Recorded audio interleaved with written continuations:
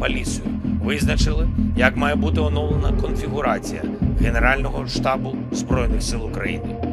Я вдячний Олександру Сирському та кожному нашому воїну за сильні фронтові позиції України. Я вдячний Михайлу Драпатому.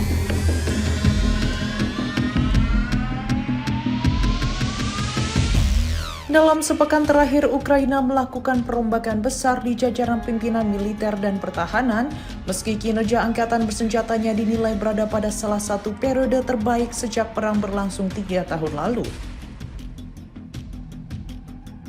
Pada 15 Juli, Presiden Ukraina mencopot Menteri Pertahanan Mikhailo Fedorov.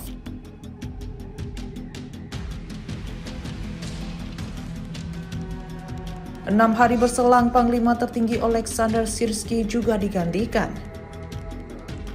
Posisi keduanya kemudian diisi oleh para perwira senior yang sebelumnya menjadi tangan kanan mereka. Langkah tersebut dilakukan ketika Ukraina dinilai mulai memperoleh keuntungan strategis di medan perang. Tahun 2026 bahkan disebut menjadi periode paling sulit bagi Rusia, baik dari sisi korban personil, penguasaan wilayah, maupun kondisi ekonomi dalam negeri. Kementerian Pertahanan Ukraina melaporkan sekitar 193.500 prajurit Rusia tewas atau mengalami luka berat sepanjang tahun ini.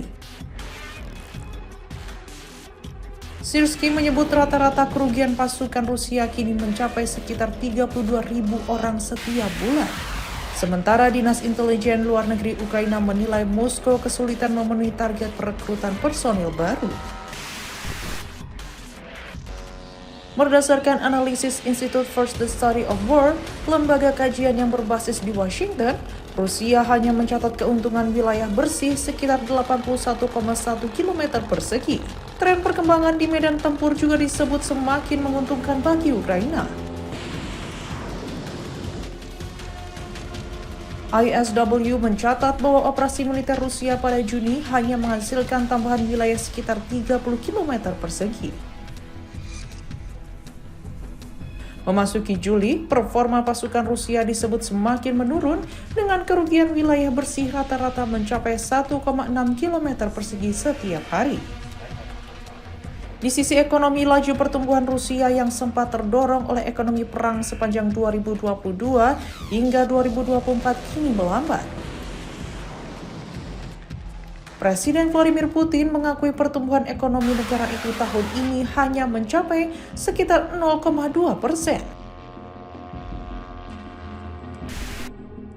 Meski Ukraina sebelumnya pernah mengganti Menteri Pertahanan maupun Panglima tertinggi secara terpisah, perombakan keduanya secara bersamaan baru pertama kali terjadi sejak perang dimulai. Langkah ini dinilai mencerminkan adanya evaluasi dan perdebatan internal mengenai arah strategi militer ke depan.